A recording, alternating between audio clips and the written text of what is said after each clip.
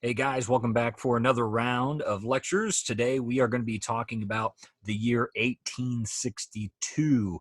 And although we won't be talking about all of the battles of that year, we will obviously be talking about the key battles. Now, when we left off in 1861, we had seen the theaters of war that started to emerge. We had seen the strategy of the North through the Anaconda Plan and the blockade. We have also seen the first major battle that's taken place now with the Battle of First Bull Run, which ended up being a Confederate victory, shocking the entire nation and the world. So 1862, it seems as if the Confederacy has a little bit of momentum heading into this year. We're going to take a look at what is happening both out west and out east. We will focus on the Trans-Mississippi Theater in its own separate lectures later on. But otherwise, we're going to kind of bounce back and forth between the various years between the Eastern and Western theaters. Today, we're going to be talking about a pivotal year for the Confederacy. We're going to see them go from really the underdogs to looking as if they are going to win this war, because we're going to see the emergence of the main general, Robert E. Lee. He will take over the command in the East, and what we're going to see is some tremendous victories, some tremendous strategic victories by men like Stonewall Jackson. And eventually we're going to see the first invasion of the North with the Maryland campaign.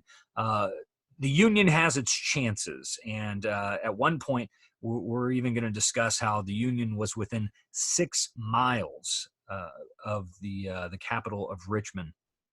So it's the same problem for the Union, though. They're not willing to take any risks. McClellan is unwilling to take any risks. He has Richmond and frankly could have probably taken it, but yet believes he is continuously outgunned and outmanned and refuses to advance. We will see his demotion at this point, and we'll see 1862 by the end. It is a very, very interesting view because everybody always remembers, of course, the North is going to win the war, but we kind of forget by 1862 into 1863, the South is rolling here. It looks as if they are going to win this war, even though they don't have the resources, the manpower, or the population. So anyways, let's go ahead and jump into it. Let me pull up our presentation here. All right, 1862. Let's go ahead and jump into this. So you can see here we got the two maps illustrating the movement in the Western Theater on the left and then the Eastern Theater on the right. The same story as we mentioned in our last lecture. We're going to see a lot of successes for the Union in the West and a lot of failures for the Union in the East. And it's reverse, of course, for the other side. In the West, the Confederacy is losing, and this is really going to play a big part on morale. But we're going to see some Confederate victories in the East, some of Robert E. Lee's finest. So let's go ahead and jump into the first major battle, and that is the Battle of Shiloh, April of 1862. Here you had Grant's Army of the Tennessee, and again, named after the Tennessee River. Grant's army out west is moving deeper into Tennessee, and the goal is to divide the South into two. If they can penetrate into Tennessee and make their way down into Mississippi, they're going to divide the Confederacy in half. And as we mentioned in the last lecture, that's going to make some it's going to make it very difficult for the Confederacy to continue supplying their men with what they need.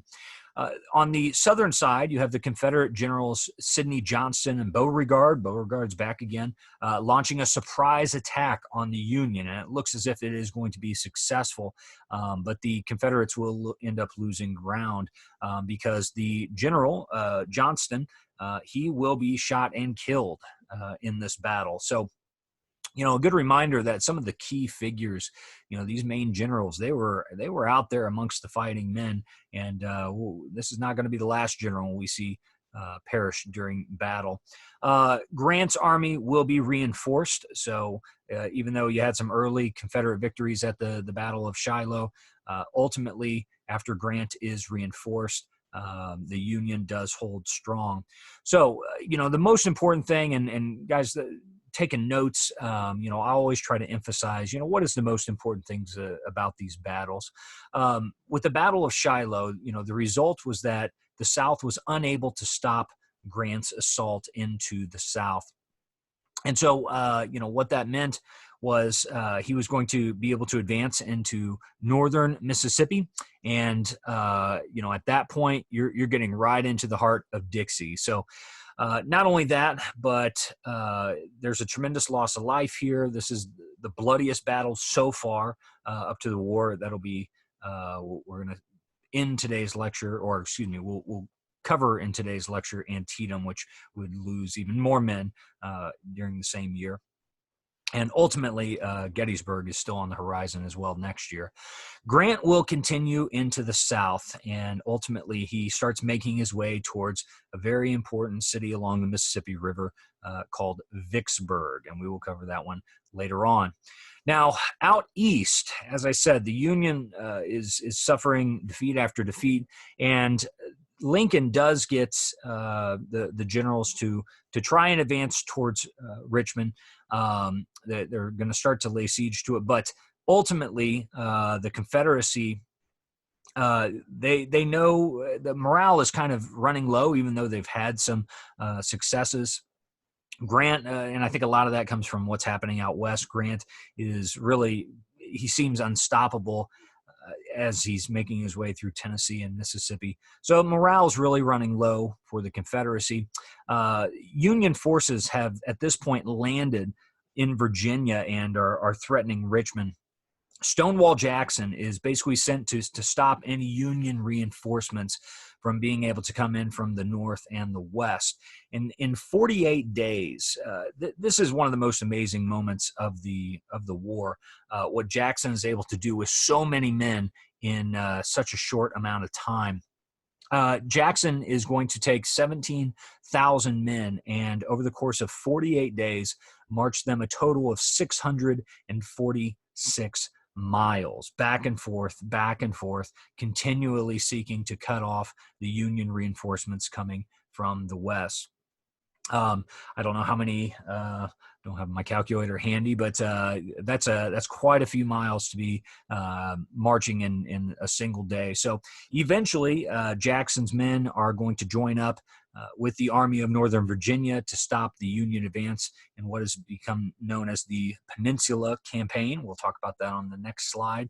But the campaign, the Shenandoah Valley campaign that Jackson is leading here, would make him a celebrity in the Confederacy. And he will be, at this point, I think he's by far the most popular general. Robert E. Lee still has his greatest victories yet to come, but Stonewall Jackson is by far the face of the Confederacy at this time, and the heroics that he shows for the Confederacy in the Shenandoah Valley campaign.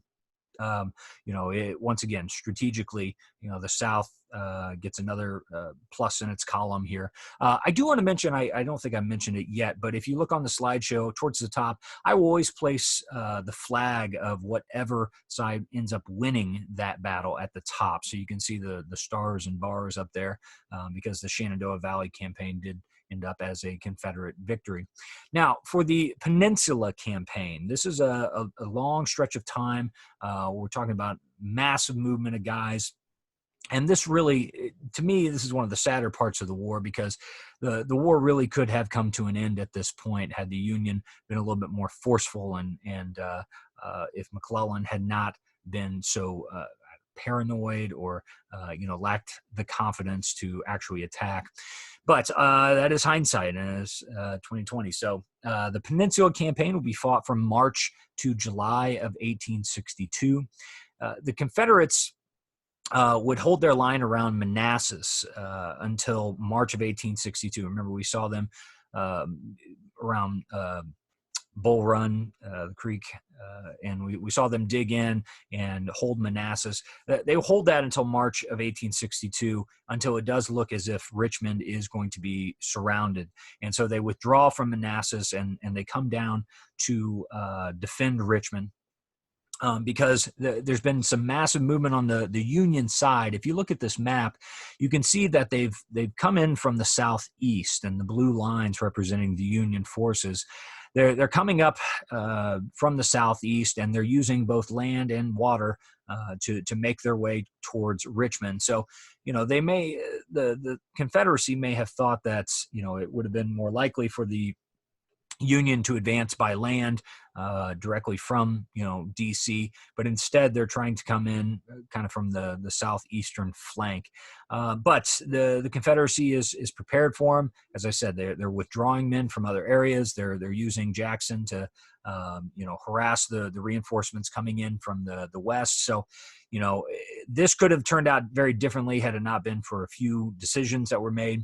But the Peninsula Campaign is really going to be it's going to pit General McClellan for the Union side versus the Confederate General Johnston. And this would be the first major Union offensive in the Eastern Theater. That's a big thing.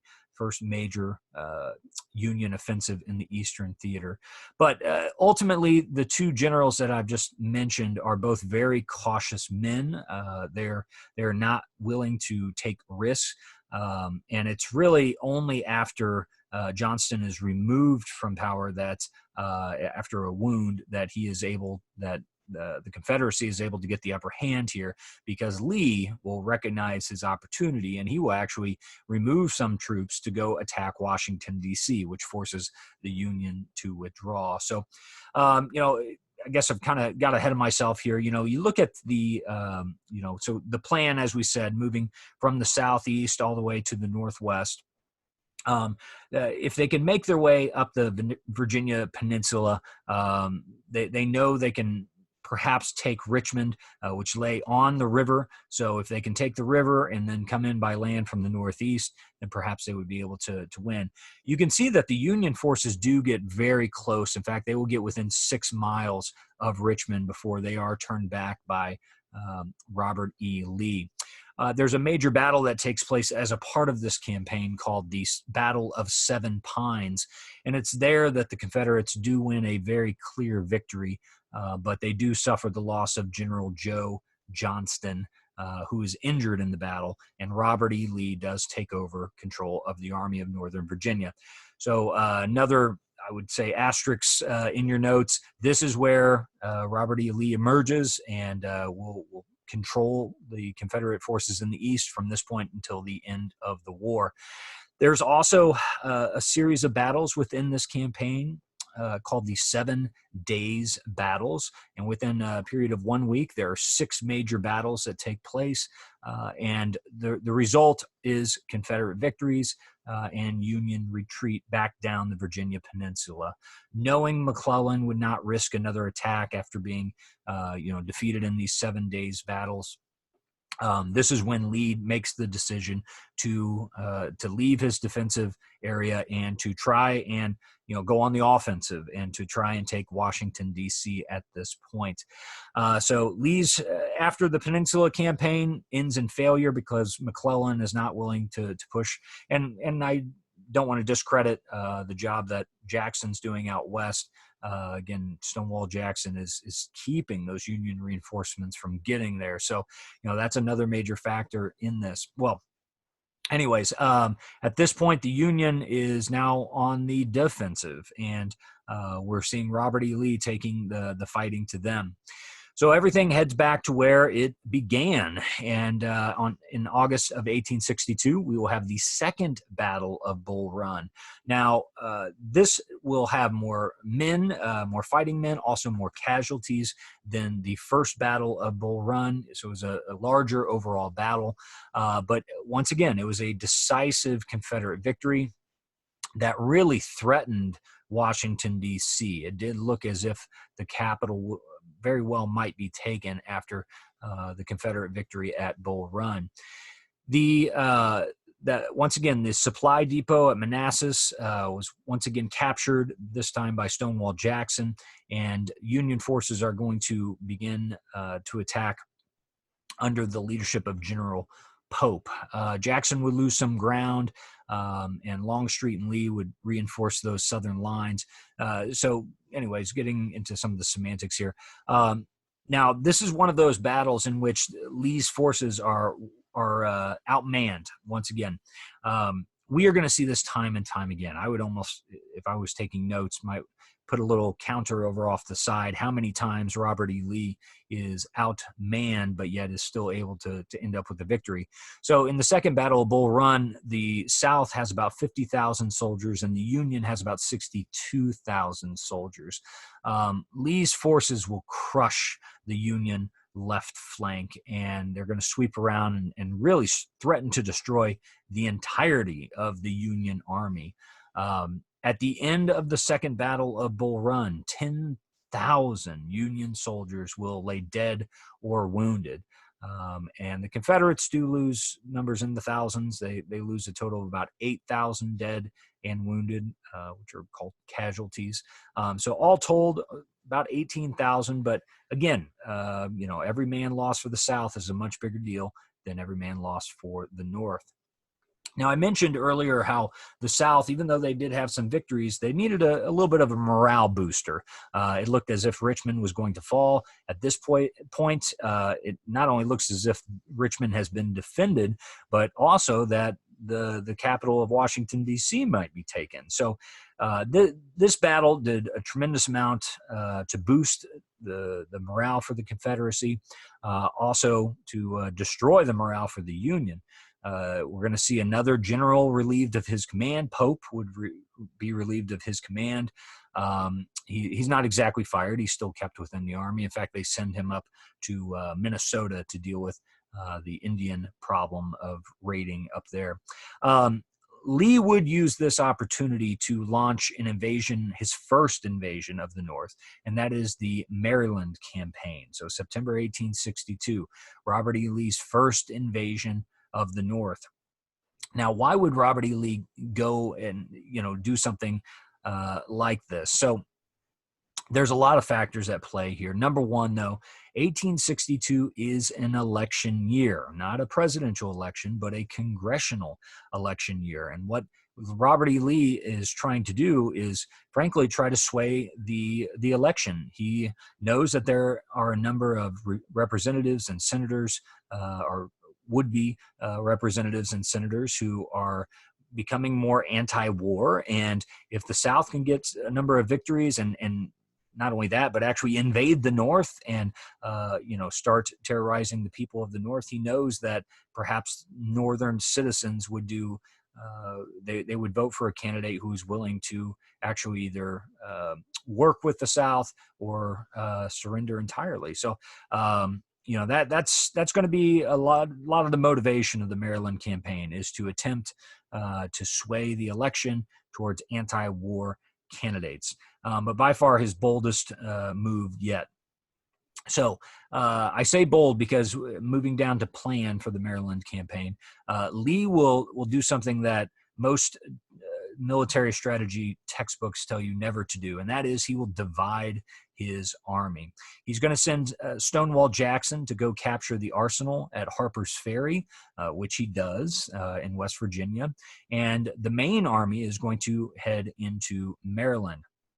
Now, a twist of fate here is completely changes the outcome of this campaign, and that is Special Order 191. Special Order 191, as I said, this twist of fate might have very well saved the entire Union because Lee will send out orders to his commanders. This is an age in which, the commands are still written down on a piece of paper and they have to be delivered, right? There's no radio in the field. There's no telegraph. So, this is hand-delivered notes. Well, it just happens that Lee sent out a number of these plans to his commanders, and one of the copies was lost, and it happened to be picked up by some Union troops. And it was delivered to McClellan. Upon receiving it, McClellan said, and I'll read this word for word, says, quote, "Here is a paper with which, if I cannot whip Bobby Lee, I will be willing to go home." Probably should have used a different set of phrasing there, McClellan. Knowing that Lee had divided his forces gave the Union, the benefit there because Lee was hoping to spread his forces out, but he's lost the element of surprise here. And so McClellan not only knows that for the first time in his mind that they actually have superiority numbers. But, he's able to amass his men in strategic locations. And frankly, this will lead to the bloodiest day in American history. And that is the major battle that comes out of the Maryland campaign. That is the Battle of Antietam. September of 1862. This is the first major battle on Union soil, and it is the bloodiest single day in American history. Gettysburg would overall be bloodier. There would be more casualties as a result of that battle, but it would take place over 3 days instead of one, like Antietam. Well, you might be wondering how many. A total of 22,717 men would lay dead or wounded at the end of the fight. So almost 23,000 men in 1 day of fighting. Let's get into letter A there, McClellan and Lee. McClellan basically finds himself chasing Lee's army into the north, and they arrive outside the city of Sharpsburg, Maryland. So again, getting into this naming fiasco that we have. So you have the Battle of Antietam, that is the northern name for it, and the Battle of Sharpsburg is the southern name for it. Even here, even knowing that Lee has just divided his forces, McClellan is still unwilling to send everyone in. In fact, he only sends in about 75% of his army to attack Lee, whereas Lee, of course, being the underdog here, sends in all of his men.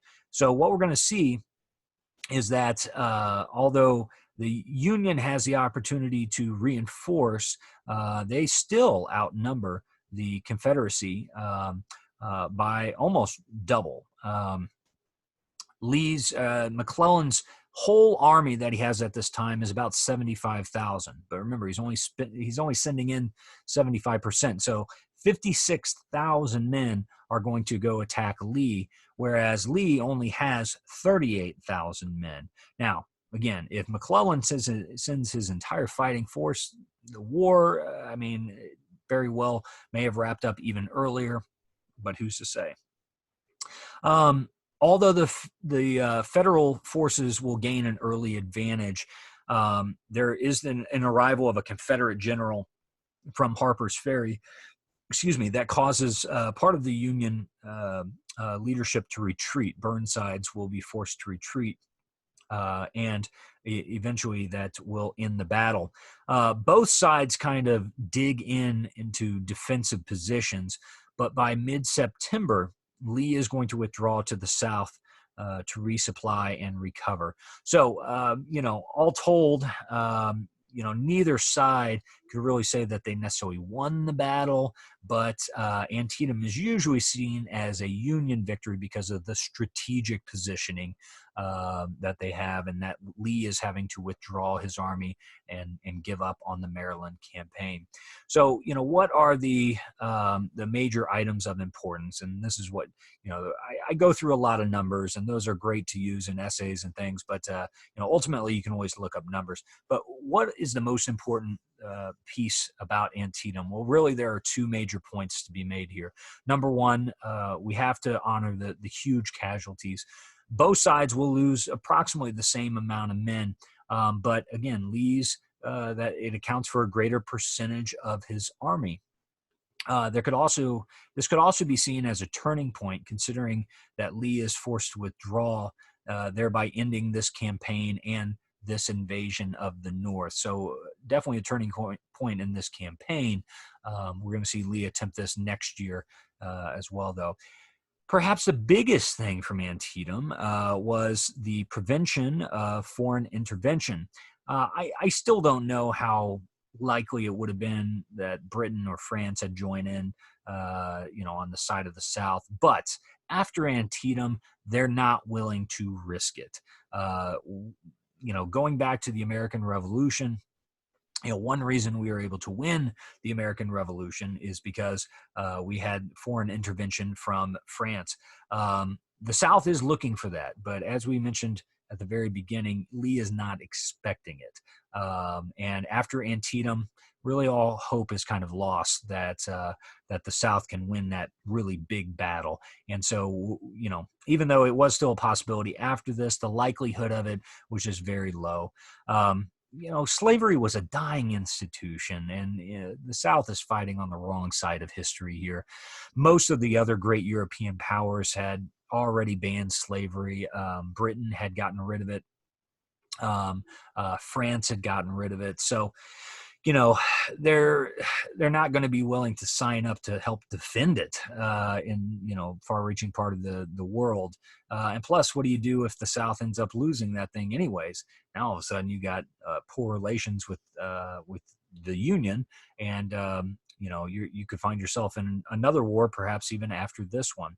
So there were a lot of reasons that I guess the Europeans might have wanted to get involved, especially, a divided America is going to be a much weaker America. Even though we're kind of a mid-range tier country at this time, they still would be interested in kind of dividing us for sure. Well, as a result of McClellan's ineffectiveness, and primarily due to his refusal, even under direct orders from Abraham Lincoln. If you're in my class, you've read the letter from Lincoln imploring McClellan to advance and to take Richmond, to attack Lee. Direct orders that McClellan is refusing to do. Even after this victory, McClellan is going to be replaced, and he'll be replaced by General Burnside. Ambrose Burnside will take over in November, and mainly as a result of directly disobeying orders, but also losing the advantage that the Union would often have. We're going to talk about one more battle before we get to the following year and move on to the next lecture. And this battle is one of the last in the Eastern Theater in 1862, and that is the Battle of Fredericksburg. So, Lincoln was still pressuring his generals to take Richmond, and Burnside was feeling that, especially knowing why McClellan lost his job. Burnside will attempt to take really a fortified city, and it ends with disaster. You can see this picture on the left-hand side, and it kind of tells the story in and of itself. So the Union was trying to cross the Rappahannock River into Fredericksburg, but they were unable to do so until these pontoon bridges arrived.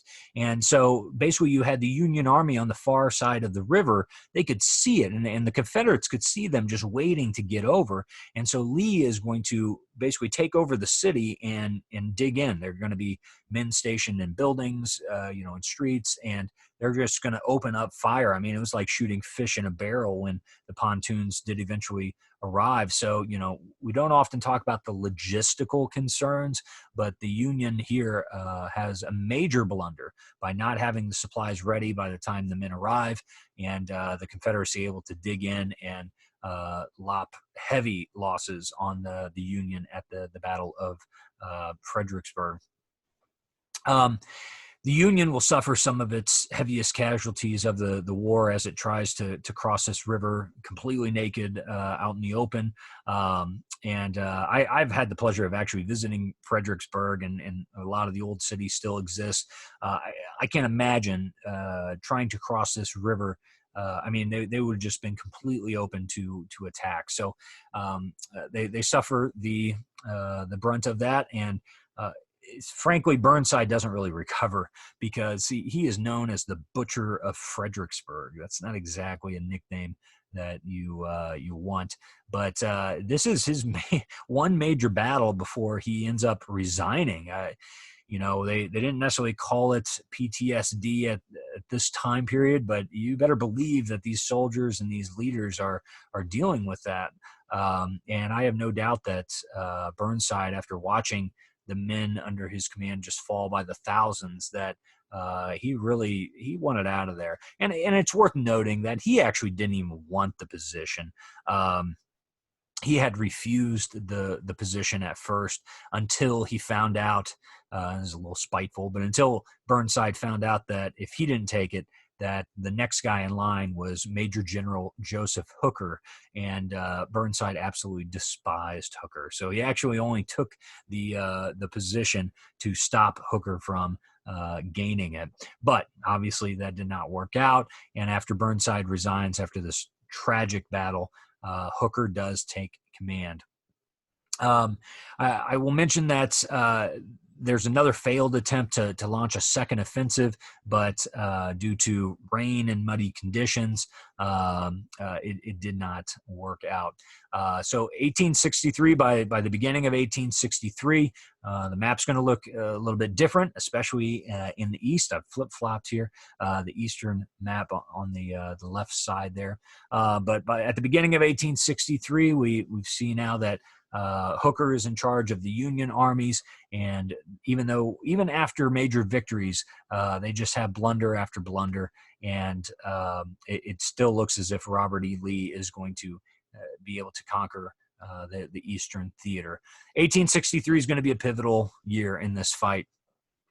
This will be where we see the main turning point of the entire war, and that is at the Battle of Gettysburg. So that is coming up in a few short months. All right, guys. Hey, once again, thank you so much for tuning in. As always, please email me if you have any questions, and until next time.